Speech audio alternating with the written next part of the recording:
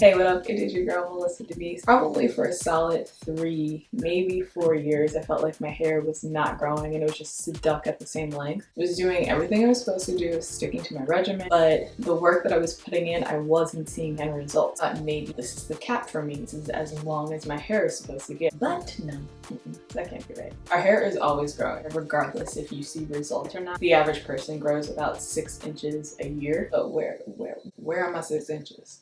The real question was, why wasn't I able to retain that length over the course of those 3 years? At the time that I was experiencing this, my hair was about a little below my shoulder when it was straight. A lot of people reach that stage where the hair gets here and it just kind of like caps off. There are a few basic reasons why your hair might be stuck at a certain spot. I did a more in-depth version of that video where I talked about 18 reasons why your hair isn't growing, and I will leave that down below. But I also have a working theory.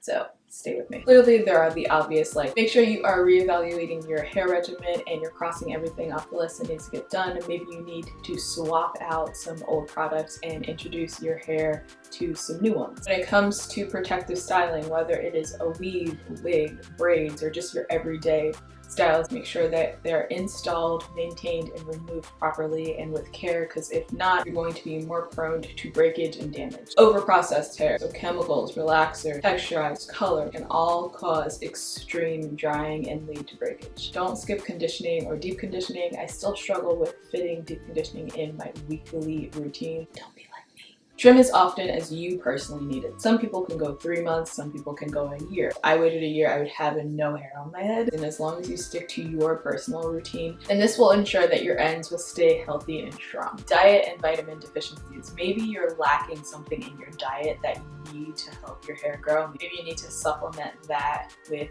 taking a vitamin, like an iron pill or something like that. You also want to make sure that your scalp is healthy. I know I have referred to hair as a plant before, and someone's like, I can't even keep a plant alive. Always think of your hair as a plant. If you're going to plant something in soil, you're going to make sure that the soil is healthy soil, because then whatever seeds you put in, you want to make sure you're going to grow a harvest. You want to grow a plant. So if you have crappy soil, I don't really know what's going to happen to your plant, but I know it's not going to grow to the best of its ability. That's the same thing with your scalp. So think of your scalp as your soil. If your scalp is crappy, then how are you going to ensure that your plant is going to grow and it is going to get the best fighting chance possible?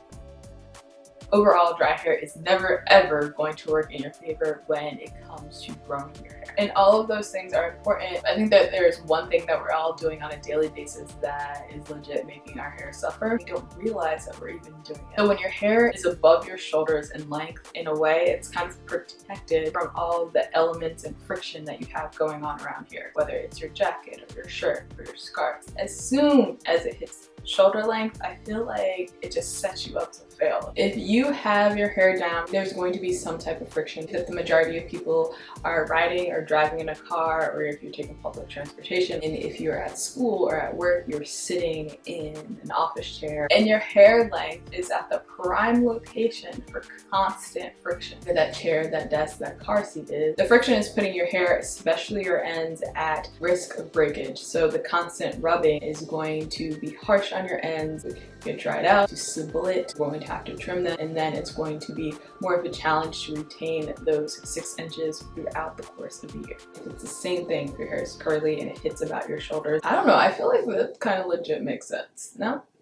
So what is the solution to this problem? Wear your hair in more protective styling, or if you do prefer to have your hair out, when you're in the car or taking transportation, put your hair up. You can always clip it in the back. I don't totally have an answer for work or school, but if you do think that that might be a part of your problem, then I would just wear my hair up. I don't know. I think the theory is pretty legit when you think about it. Just remember where you heard it first. Let me know if you have any theories. I'd appreciate it if you check out my last 2 videos. One of them is explaining where I've been for the last 3 months. Like always, I love you, I appreciate you, and I'll see you guys in my next video. Bye.